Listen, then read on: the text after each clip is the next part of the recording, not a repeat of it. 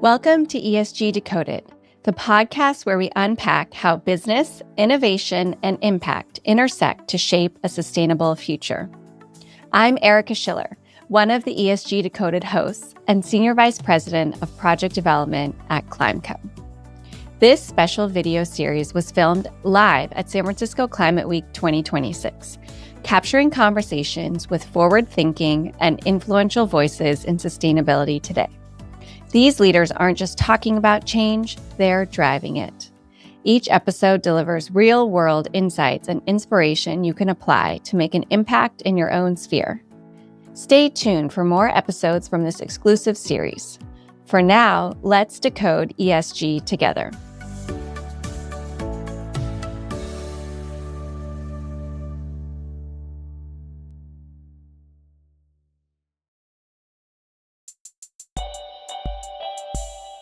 Amazon is known for speed and scale.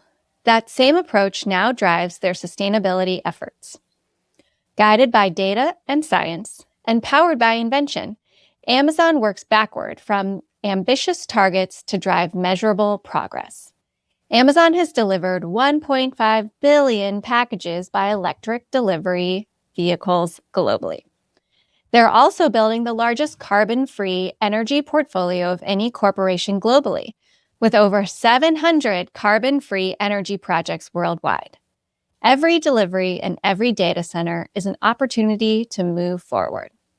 Learn more at sustainability.aboutamazon.com. Hi, and welcome to ESG Decoded. I'm your host, Erika Schiller, and today I'm joined by our guest, Victoria Slivkoff. Victoria is the Global Head of Innovation and New Ventures at Chemonics International, which is one of the largest international development firms working in nearly 100 countries. Victoria, thank you so much for joining us. Thank you for having me, Erika. It's a pleasure to be here. You have a lot more than just this Global Head of Innovation and New Ventures. You are also the host of the Tech Dreamers TV series on Taiwan Plus Network.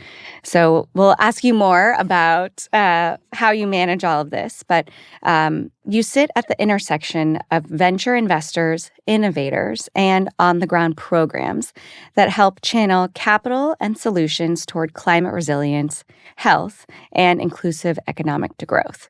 So a lot going on. I'm looking forward to unpacking that and hearing more about it. So let's start with, for our listeners who may not know about Chemonics, how would you describe the organization and what kinds of challenges are you tackling around the globe?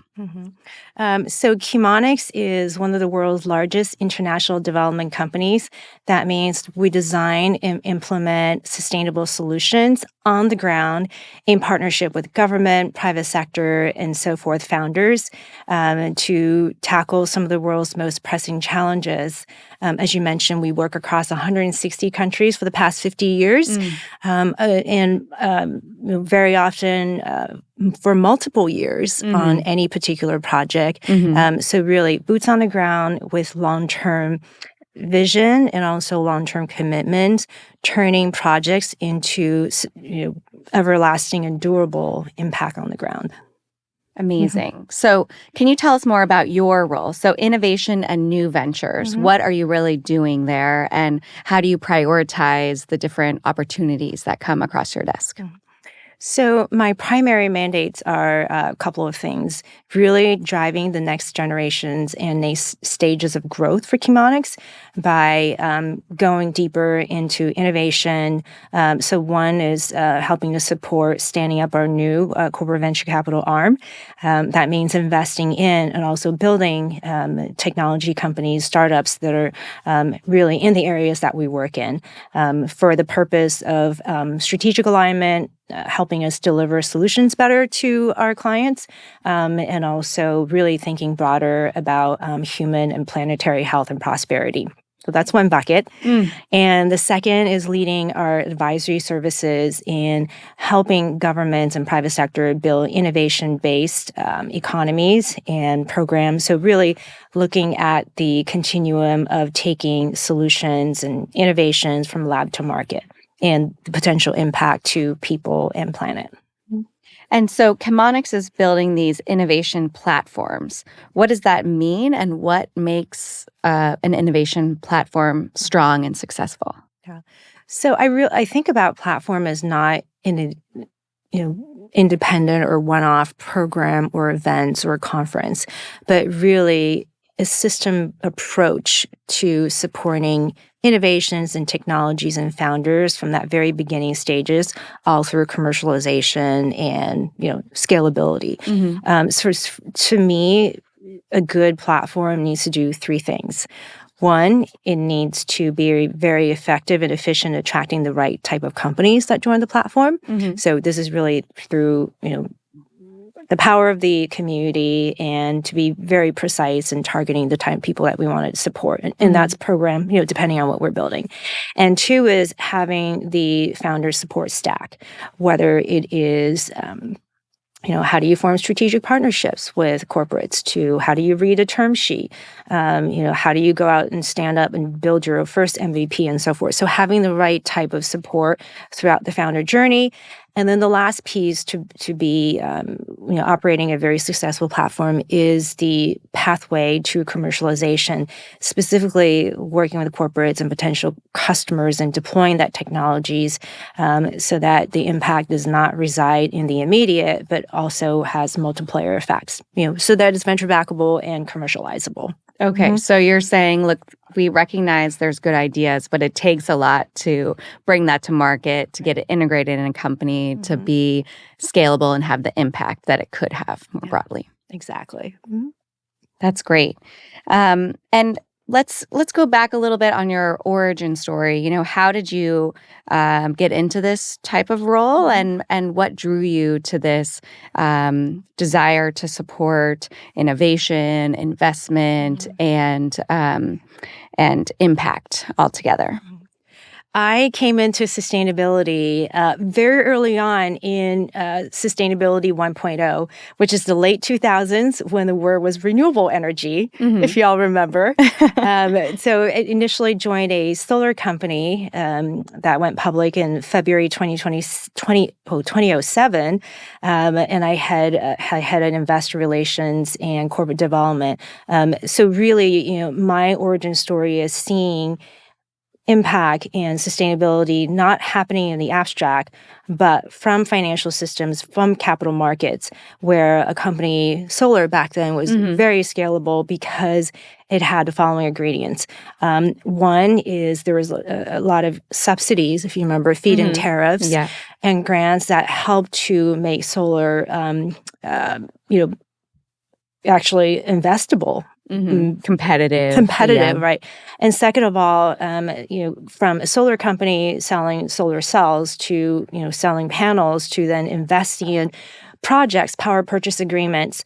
So having the financing mechanism, like a power purchase agreement, meaning that the owners will actually build and operate the solar generation, solar farms, where having a customer and having that 20-year agreement with a customer, like a utility company, to offtake the electricity produced for 20 years, that provided predictability for then venture capital money, well, back then it was private equity money, to pile into funding these solar projects for 20 years. So, my point of view is really seeing how having a good technology was not enough, but you needed to have financing pathways and customers in order to take that innovations to commercial scale and rapid and very wide adaptability, as you recall. Yeah. So that was 2007. We're now in 2026. You've had several different, iterations and roles since then. What keeps you in this space? What keeps you excited? Well, innovation continues to scale. So earlier in the decade, we really saw also renewable turn into climate tech. which is really the broader definition of how to address the Sustainable Development Goals. So it's not just supporting renewable energy and energy generation, but looking at climate across, food systems, across transportation, mobility, across health, right, across different sectors, energy, which is your background as well. Yeah. So it's a broader lever to tackle some of the biggest challenges that we have. So that's one, is a broader definition of what that means.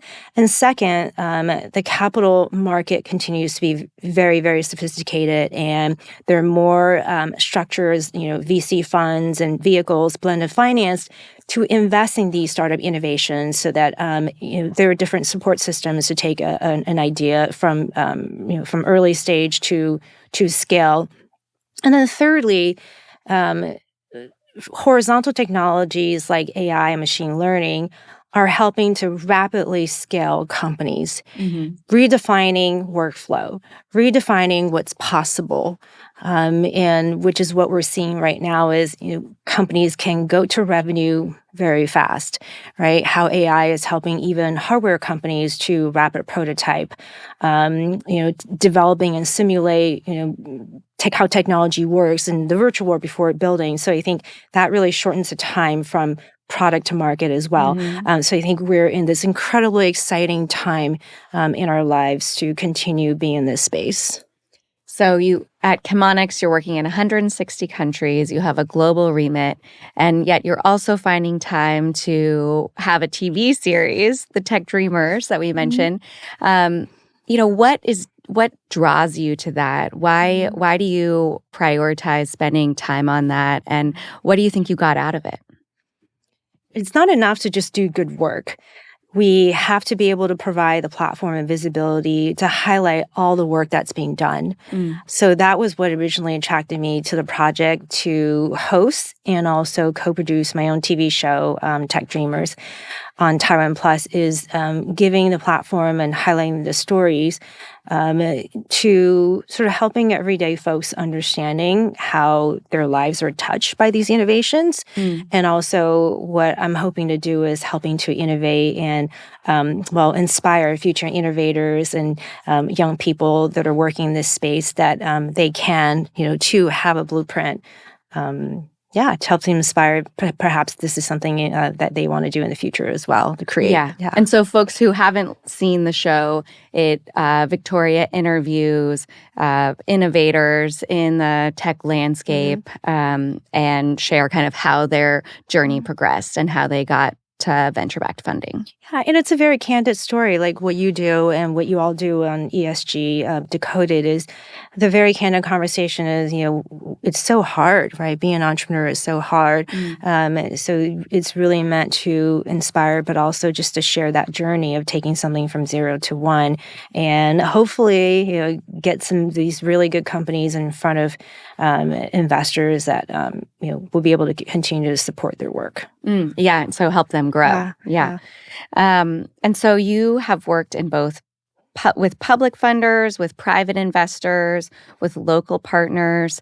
How do you think about building trust and collaboration with public and private groups? These groups probably all have their own goals and priorities. How do you build that trust to make those investments successful?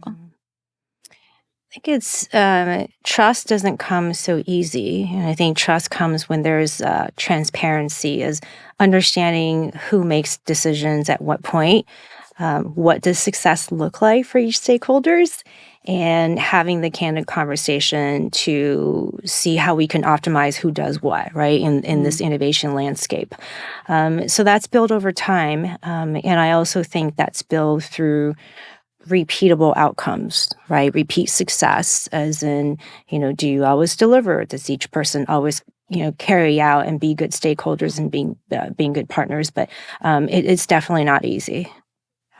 Well, if it was easy, everyone would do it, or maybe it would be less fun. So let's look at thinking about venture and impact investors. What do you think is missing when these impact investors are looking at innovation and understanding how it scales? Well, at Chemonics, we're really passionate about driving capital towards, underserved communities, right, and solving problems where there's a deeper need. So impact investing, a lot of the interest is also in global South or areas where it's less familiar by people that sitting in developed nations.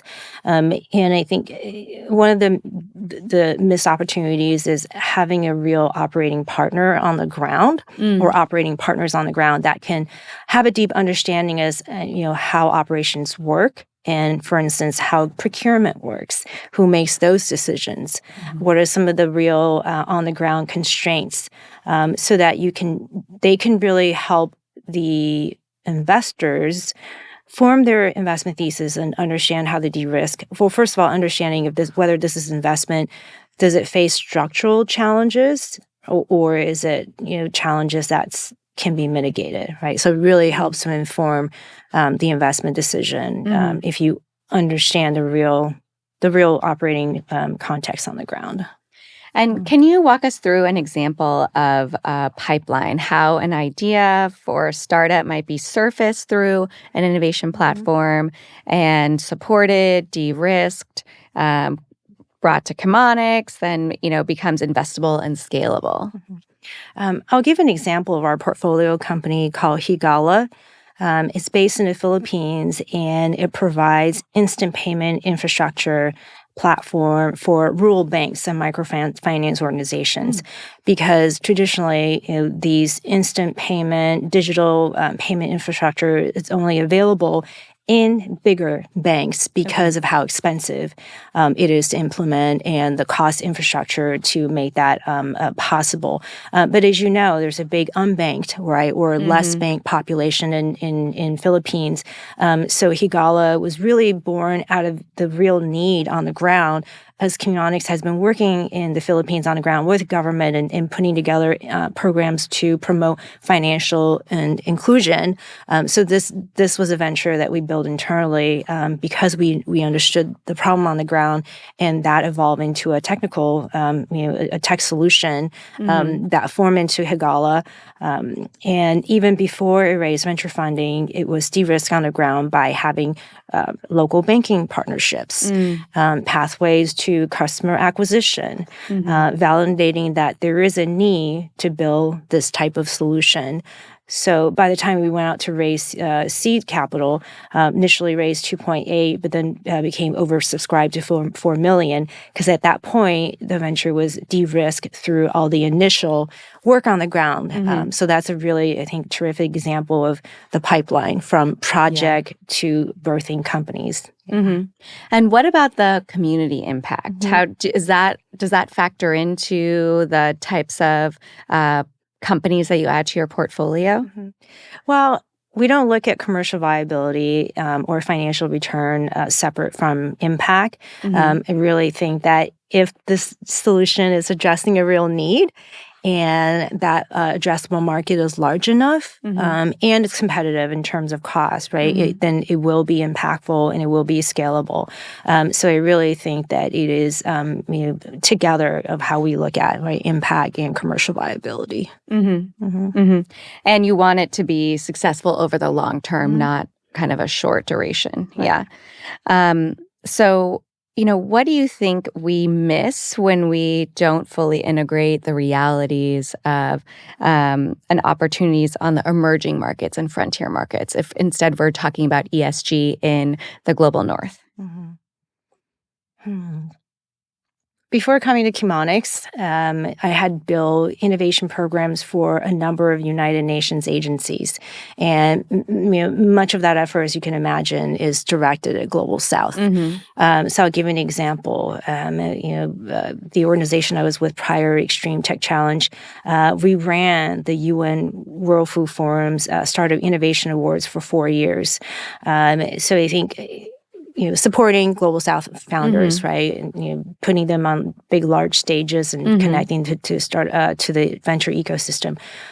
So I think a lot of the misconception is unfamiliar equals risky.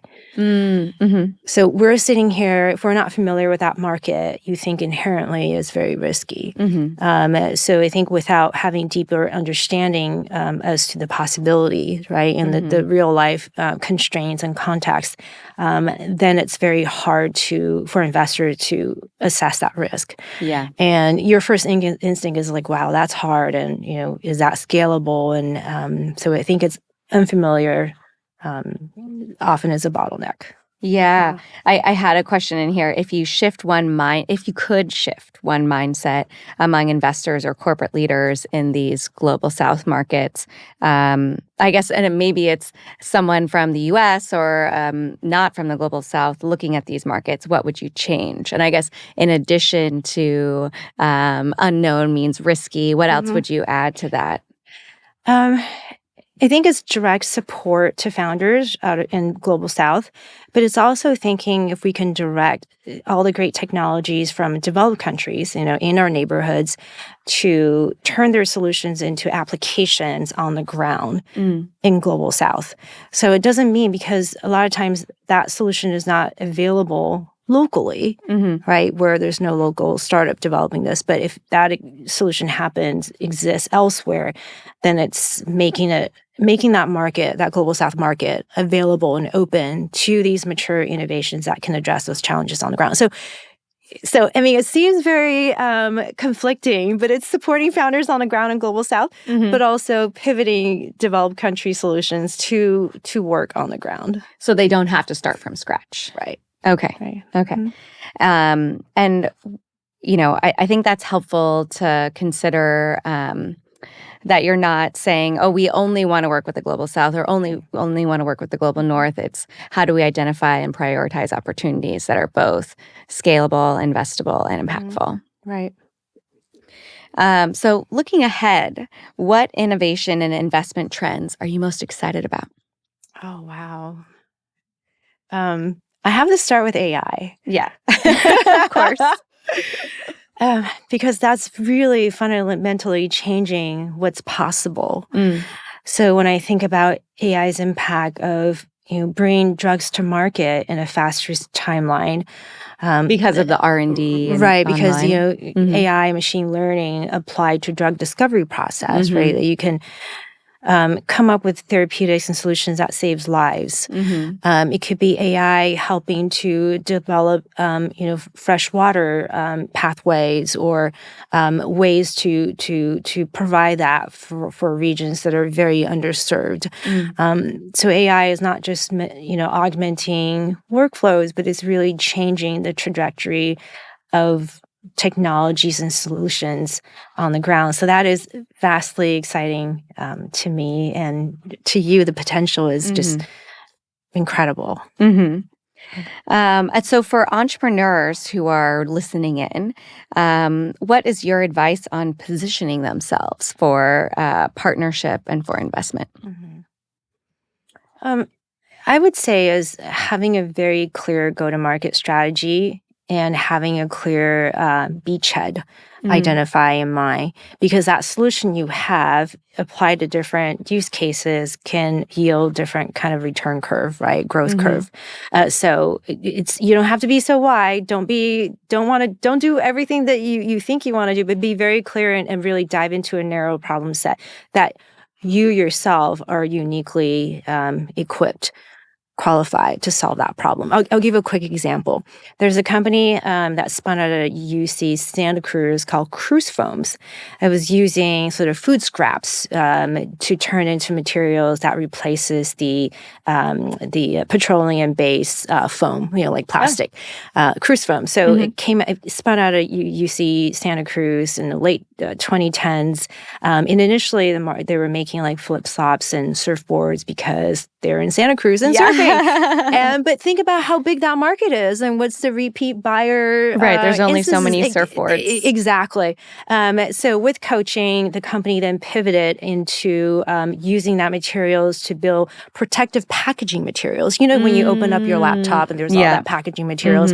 But think about that market is large, is valuable, is with a customer that can pay for it. So Cruise Foams raised, I think, over $2.8 million in seed, got Whirlpool as a early corporate customer, and then quickly raised a $20 million Series A that brought on Ashton Kutcher and Leonardo DiCaprio as investors. And as you can imagine, changing the trajectory just because they repivot what that beachhead market is. With the same technology. Yeah. And I think one thing that you had mentioned in a prep discussion was around something controversial that you might tell climate innovators about maybe not focusing on climate when they're pitching to investors. Do you want to share more about what you meant? Yeah, I am. I would say that word impact has different meanings to different people.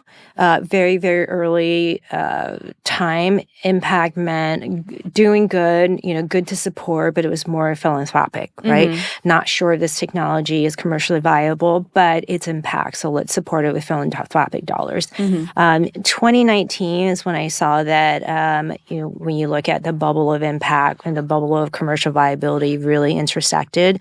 When we see great companies that are building technologies that's it's venture backable, it's commercializable, and it's doing good. So I know during the prep call I said, hey, don't say impact, maybe depending on which audience you're talking to, because what investors want to hear is that you are addressing a very large problem with people that are willing to pay for the solution to tackle that problem. And also my secret sauce or the additional is they will pay today versus 5 years from now on, right? So urgency and someone, you will have a customer that pays today. So your impact, you can just position it as I have a great solution that's solving this problem that I have customers willing to pay for it. But sometimes it's good to mention impact. Yeah, it depends on the audience. But I guess first you want to have a viable business and a better product. Right. Yeah, exactly. Yeah. So I have some rapid fire questions for you now. So what do you think is the most overused word in the venture and impact space right now? Impact. Okay. I had to double down. She really means it. And then, okay, so is there a region or city that always energizes you when you visit innovators there? It's still going to be San Francisco Bay Area for me because of the density of founders and activities here. But I'm continually inspired and really excited about regions where their innovation story is being built. And I like to be a part of that. Okay. Can you share a green flag, I guess the opposite of a red flag, that you notice early in a founder or partner that makes you lean in? Intellectual honesty, and which means that person is very candid about the risk and difficulties in building this, yet still have conviction. So they're not blind to the risks, but they recognize them, but have plans. Right. Is there a book or a podcast you would recommend to anyone working at the intersection of investment and impact? Well, obviously, that would be in addition to ESG Decoded. Well, there's so many, but one I listen to regularly is a video interview series called Corporate Venturing Insider, hosted and produced by a good friend, Nicolas Savage, who is the founder and president of TDK Ventures. So, he interviews and talks to people in the corporate venture capital space for best practices and knowledge sharing. So I really enjoy watching So that. you listen, but you've also been on. I've been on it twice. Nicola, I'm sending you a shout out. Do you have one small habit or practice that helps you stay grounded with so many stakeholders, time zones, opportunities on your plate? I believe in presence, which means if I'm talking to you, you have my attention 100% of the time because that really conveys respect. That goes far into building the right relationships. I'm listening to you and paying you attention. Well, I will say my experience with you has been that you definitely bring that, and I appreciate that. So thank you. And then what makes you most optimistic about the future of venture-backed innovation for global development? I'm optimistic because there's so much attention and energy around it. The work that you all are doing at Climbco, the work you're doing at ESG Decoded there's what used to be a good to do, now it's mainstream, right? Investment here is mainstream. It's producing superior returns for investors, but also creating good impact. So I think it's more attention, more capital stacks, more blended finance coming into the capital stack to de-risking the technology. So I'm very, very optimistic about what we're doing. And you have to say AI too. Oh, I have to say AI. It's amazing. It's making everything possible. Victoria, are there any closing thoughts as we're wrapping up that you wanted to share with our audience? What I think is the innovation platforms, the types that will be sustainable and be really helpful are the ones that can reduce the friction and help these companies go from early to commercialization. So I continue to work to learn and to engage with all my colleagues from public sector policymakers, private sector and startup companies and VCs and corporations to do our part in advancing innovation, entrepreneurship, and deploying meaningful capital to make all that happen. One tip that you shared with me before we recorded today was when you think about prioritizing different investment opportunities, you said you really focus on the partnerships with other investors. Do you want to share more about that? Yes. I think co-investment, we continue to build great relationships and strengthen that with fellow investors because I think about to take a company right from early to commercialization that our own fund is not going to be enough, right? It takes a village to do that. So it's really strengthening those collaborations so that we can continue to work alongside smart, intentional investors and ultimately supporting founders. They're the real stars and they're doing the hard work, working together to do that. And leveraging the diligence that those other investors bring, and you're leveraging their expertise too. So I think that makes total sense. Yeah, and the last thing I would say is, it's really great to be driving this work at Chemonics because when we make an investment, we know we're looking at how we can deploy that investment on the ground, right, across the work that we're doing across 100 plus countries. So when we go out and scout these investments, it's also understanding what it takes and what kind of solutions that will be successful, understanding the on the ground deployment condition as well. So we're terrific partners to other VCs and corporate VCs because we bring that on-the-ground operating insights, expertise, but also on-the-ground relationships that can help these companies grow, acquire customers, and advance. All right. So just continue to pick the winners. You're doing great. So today we heard about how venture investment, innovation platforms, and impact can reinforce each other when capital, partners, and communities are aligned and when there's a strong business case. And that why that intersection is so important for future of global development. So thank you so much, Victoria, for joining us, for sharing your experience, and for taking time out of your very busy schedule. We're looking forward to seeing season 2 of Tech Dreamers or wherever your next initiatives land. And thank you so much for joining us. Thank you so much, Erika, for having me. And then, of course, my best wishes to all the colleagues and friends at Climbco. All right. And for our listeners, please join, subscribe, and thank you for listening. At Amazon, scale means operating thousands of buildings. From the data centers that power streaming, shopping, and AI services we rely on daily, to the fulfillment centers that process your orders. And with scale comes responsibility. That's why Amazon is more than halfway to their goal to be water positive in their data center operations by 2030.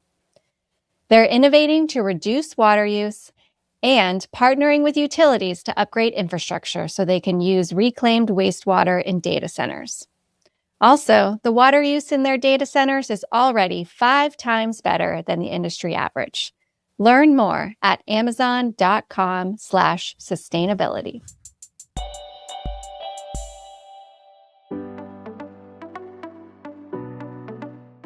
Thanks for tuning in to our special San Francisco Climate Week video series. We hope this episode sparked new ideas and inspired you to take meaningful action on your ESG journey, whether through collaboration, innovation, or bold leadership. Stay tuned for more conversations with the change makers shaping a more sustainable future. Subscribe on your favorite streaming platform, follow at ESG Decoded on social media, and visit climbco.com for more insights and resources. Until next time, keep driving positive impact.